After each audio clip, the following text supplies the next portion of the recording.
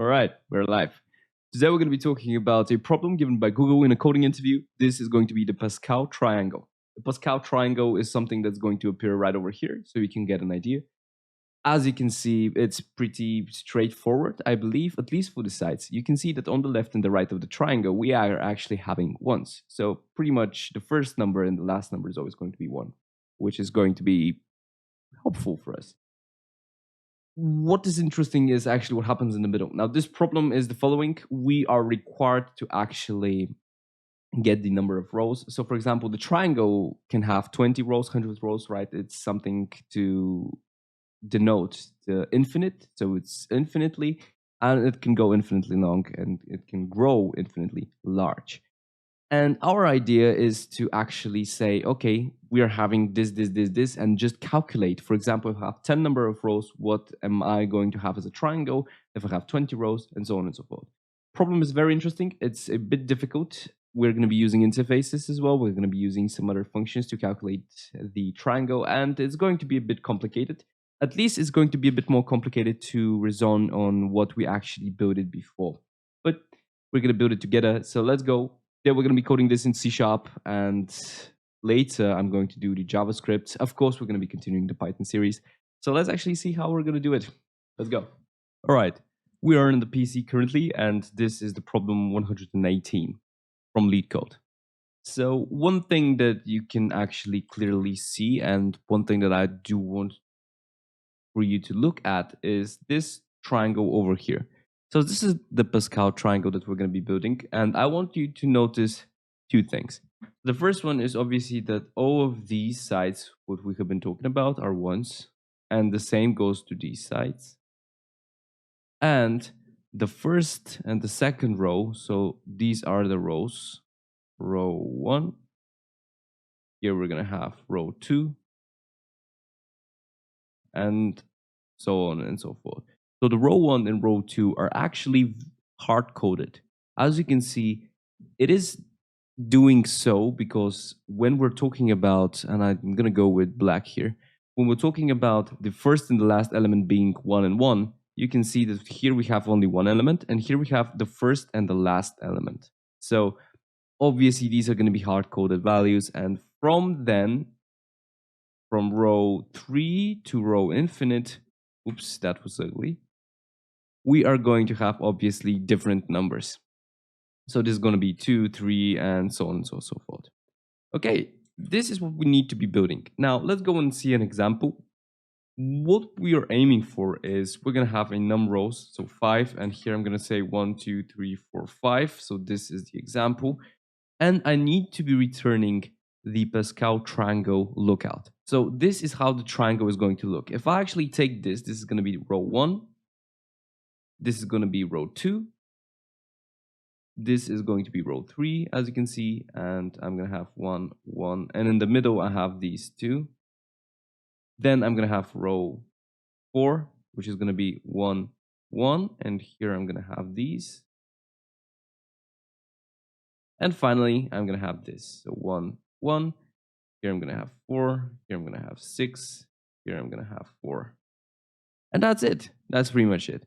Now, this problem, as I said, it's a bit difficult, but let's go through it together. The first thing that I want to do is to create the return type that I'm actually going to be expecting to return here. So this is going to be ilist of int, and I'm going to call this Pascal list.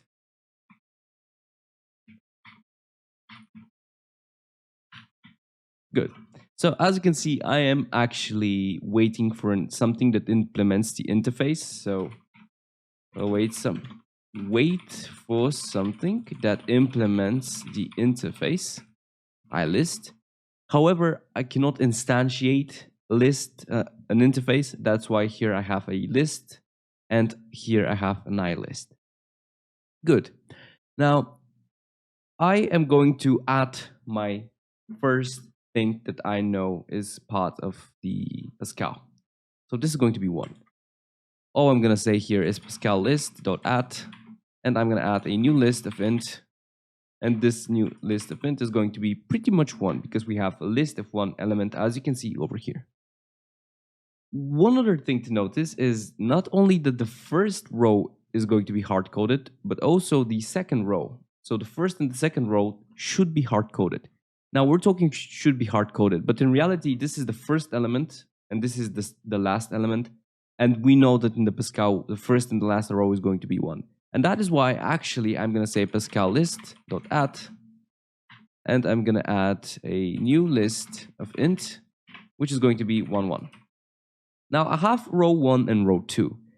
If I go down, however, you can see that I'm expecting from row 1 to row 30, which means that I need to put some checks.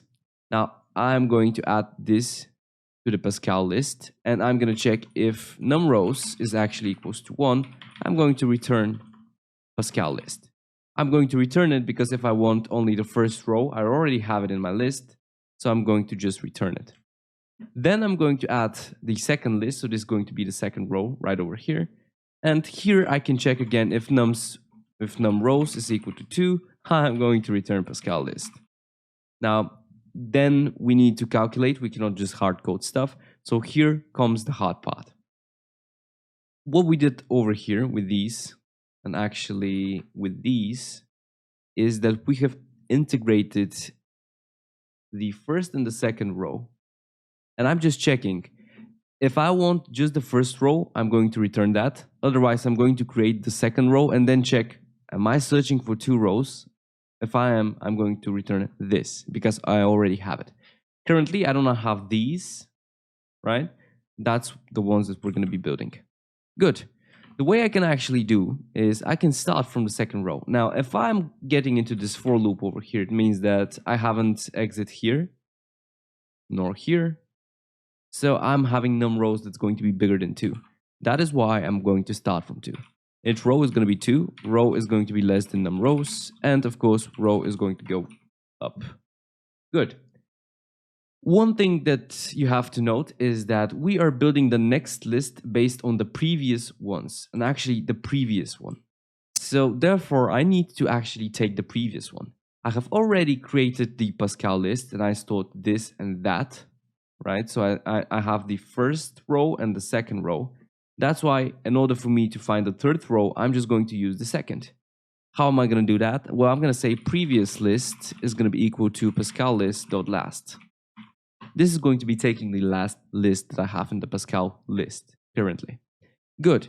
Then I'm just going to create a new list because obviously we are going to be expected to put lists here and not just numbers.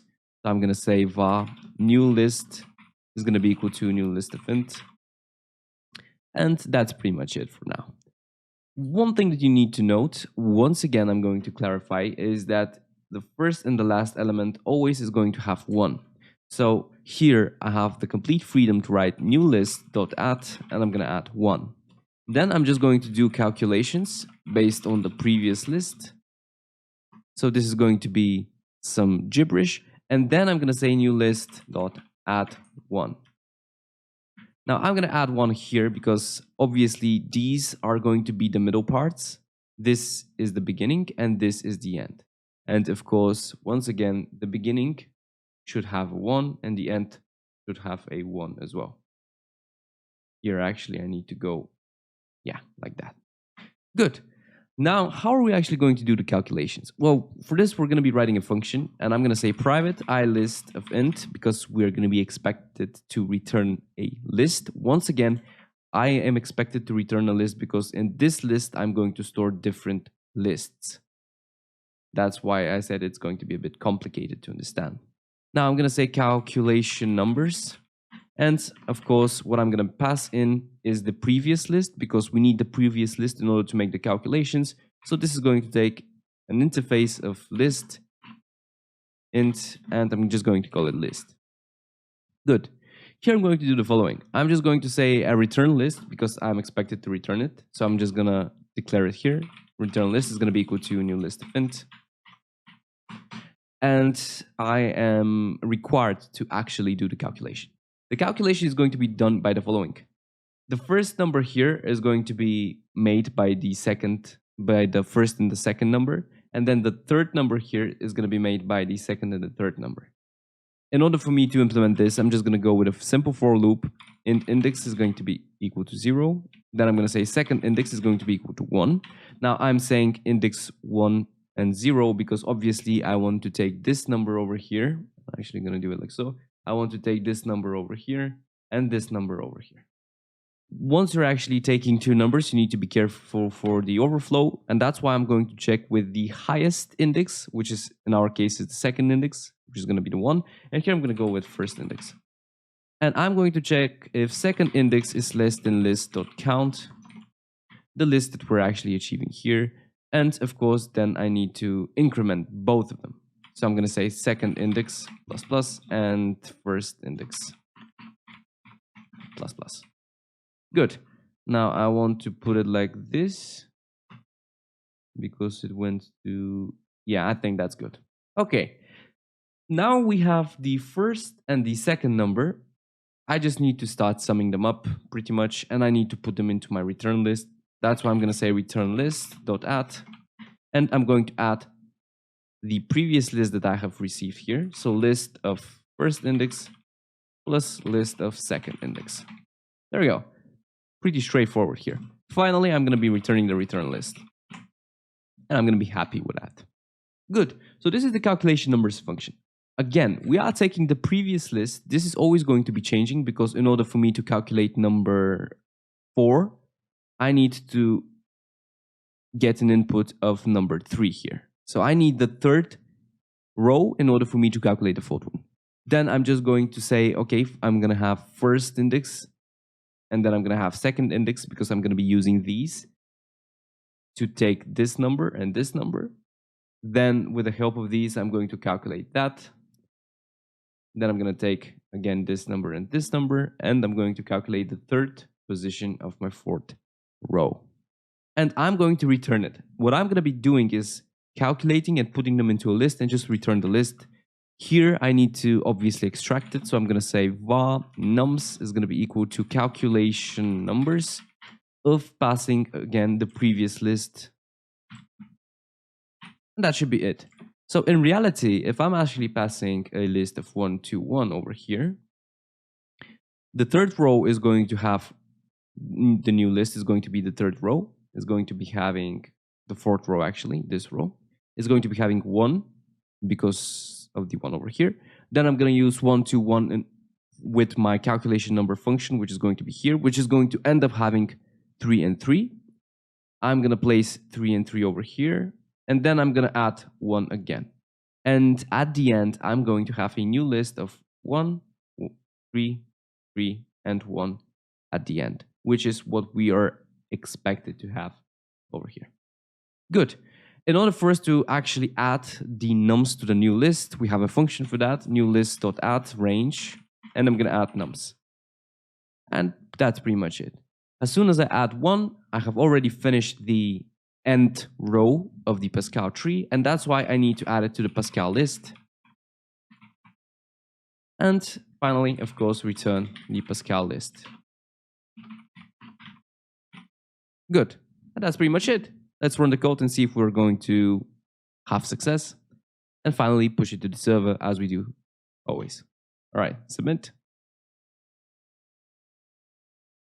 And boom, there we go. So that's pretty much the Pascal tree. I hope you like the problem. I hope you like the explanation. Don't be afraid to leave a question in the comments below, and I'll see you guys in the next one. Bye.